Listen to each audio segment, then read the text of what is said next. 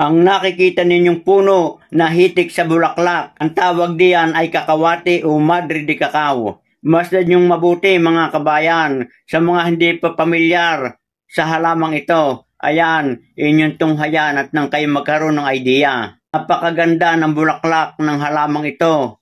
Kulay lavender at kumpul-kumpul ang bulaklak at gay na rin buko o maliliit pang buds na pabukad pa lamang. At halos kaunti na lang ang dahon sa dami ng bulaklak. Ang dahon naman at bulaklak ng kakawati ay mahusay na pantanggal ng kurikong, hanip at pulgas sa mga alagang aso.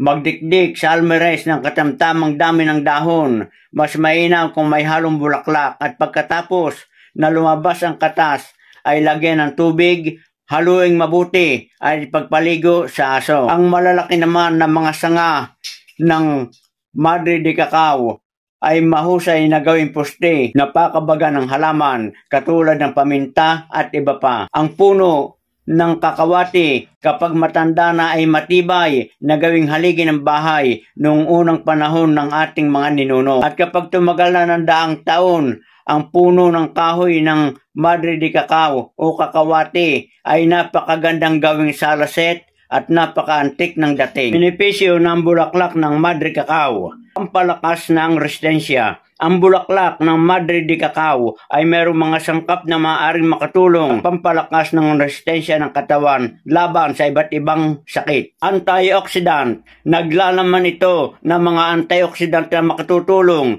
sa pagpapababa ng panganib ng iba't ibang kondisyon sa kalusugan tulad ng oxidative stress. Anti-inflammatory. May potensyal itong maging anti-inflammatory na maaaring makatulong sa pagbawas ng pamamaga sa katawan. Pampabango. Ang bulaklak ay may kasaysayan ng paggamit bilang pampabango dahil sa kakaibang amoy nito. Pampatibay ng kalusugan.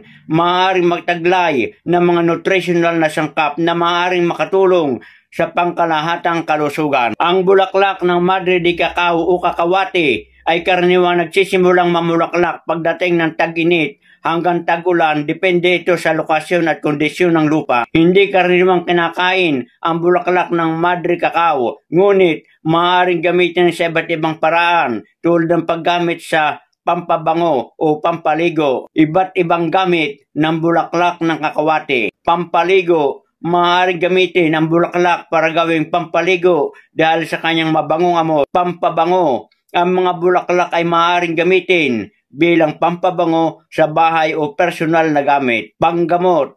Traditional na ginagamit ang Madre de Cacao sa ilang kultura bilang bahagi ng herbal na gamot. Ayan mga kabayan, ang bulaklak ng kakawati o Madre de Cacao. Sa panahon ng pamumulaklak, ay kakaunti ang makikita nyong dahon o kumisan pa nga ay wala kayong makikitang dahon. At napakaganda ng bulaklak ng kakawati. Ang bulaklak ng kakawati ay nakakahawig ng bulaklak ng puno ng sakura at ang halamang ito ay matatagpuan sa bansang Japan. Paglipas ng bulaklak ng Madre de Cacao ay magkakaroon na ito ng bunga na lapad na pahaba na katulad ng sa bunga ng bataw.